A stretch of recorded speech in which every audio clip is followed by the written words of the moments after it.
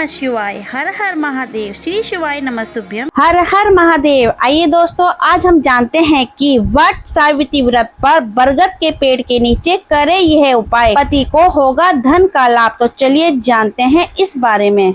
साथ ही जानते हैं वट सावित्री व्रत 2025 कब रखा जाएगा। साथ ही जानेंगे जीवन में सुख और समृद्धि के लिए करे ये खास उपाय। तो ये उपाय कौन कौन से हैं, तो चलिए जानते हैं इस वीडियो के माध्यम से। और इसके साथ ही जानते हैं वट वृक्ष के बिना कैसे करें वट सावित्री की पूजा। तो चलिए वीडियो स्टार्ट करते हैं। धार्मिक मान्यताओं के अनुसार वट वृक्ष की पूजा करने से पति की दीर्घायु और संतान सुख की प्राप्ति होती है। यह व्रत विधि पूर्वक किया जाता है, जिससे साधक को भगवान ब्रह्मा, विष्णु और महेश का आशीर्वाद प्राप्त होता है। ज्येष्ठ मास की शुरुआत हो चुकी है। इसी महीने में मनाया जाने वाला वट सावित्री व्रत महिलाओं के लिए एक विशेष पर्व माना जाता है।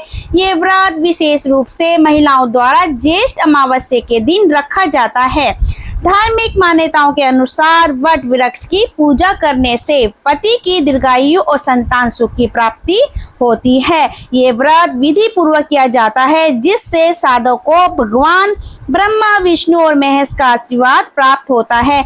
यदि महिलाएं इस दिन वट वृक्ष के नीचे विशेष उपाय करें तो इससे न केवल भक्ति की प्रगति के रास्ते खुलते हैं, बल्कि घर की आमदनी भी बढ़ती है। सबसे पहले जान लेते हैं वट सावित्री व्रत 2025 कब रखा जाएगा। पंचांग के अनुसार हर वर्ष अमावस्या तिथि की शुरुआत 26 मई को दोपहर 12:11 पर होगी और इसका समापन 27 मई को सुबह 8:31 पर होगा। क्योंकि अमावस्या तिथि का प्रभाव दिन में रहेगा, इसलिए वट सावित्री व्रत 26 मई को रखा जाएगा। इस दिन किए जाने वाले कुछ खास विशेष उपाय हम आपको बताने जा रहे हैं।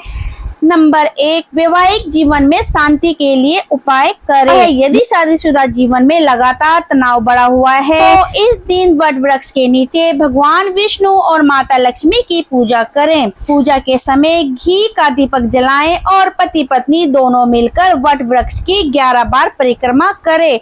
ऐसा करने से दाम्पत्य जीवन में सामंजस्य बढ़ता है। तो चलिए अब दूसरा उपाय जानते हैं। आर्थिक तंगी या कर्ज से राहत के लिए अगर परिवार में आर्थिक संकट बना हुआ है या कर्ज लगातार बढ़ रहा है तो इस दिन माता लक्ष्मी को पीले रंग की 11 कोड़ियां अर्पित करें। यदि पीली कोड़ियां उपलब्ध ना हो तो सफेद कोड़ियों पर हल्दी लगाकर अर्पित किया जा सकता है। इस उपाय से आर्थिक अड़चनों से मुक्ति मिलने की संभावना होती है। ये पूजा स्त्री या उनके पति दोनों कर सकते हैं। तीसरा उपाय है वैवाहिक प्रेम बढ़ाने के लिए। वट सावित्री व्रत के दिन सुहागिन महिलाओं को सौंदर्य और श्रृंगार का सामान भेंट में देना अत्यंत शुभ माना गया है। इससे वैवाहिक संबंधों में मिठास आती है और पति पत्नी के बीच प्रेम बना रहता है।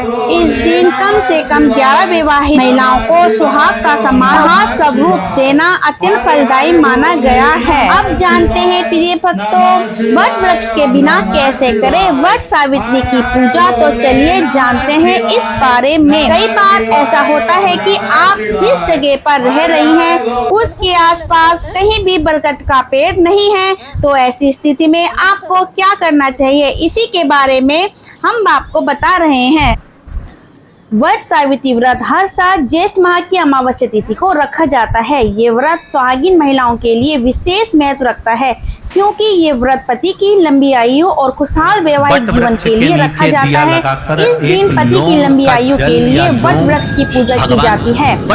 मान्यता है कि सावित्री को अपने पति सत्यवान के प्राण वट वृक्ष के नीचे ही मिला था। यही कारण है कि इस पूजा में बरगद के पेड़ का विशेष महत्व है। वहीं धार्मिक मान्यता के अनुसार वट वृक्ष में त्रिदेव यानी ब्रह्मा, विष्णु, महेश का वास होता है।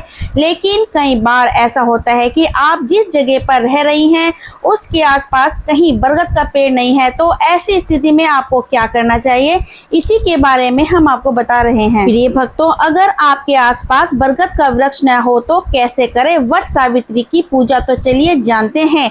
अगर आसपास बरगद का पेड़ नहीं है तो फिर आप एक दिन पहले कहीं वट वृक्ष ढूंढ लीजिए और उसके नीचे से मिट्टी घर लेकर आए।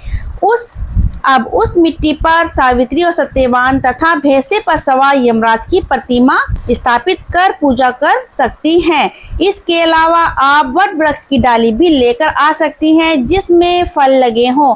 अब उस डाली को किसी गमले में लगा दीजिए और व्रत वाले दिन वट वृक्ष मानकर विधि विधान के साथ पूजा करें। अगर आपको जहां पर आप रहती हैं वहां पर कहीं भी बरगद का पेड़ नहीं मिला तो फिर आप तुलसी के पौधे के पास बैठकर विधि विधान के साथ पूजा कर सकती हैं। चलिए अब जानते हैं कि वट वृक्ष की पूजा कैसे करें। इस दिन आप वृक्ष की जड़ में जल अर्पित करें, फिर धूप दीप रोली फूल मोली और चना चढ़ाकर पूजा करें।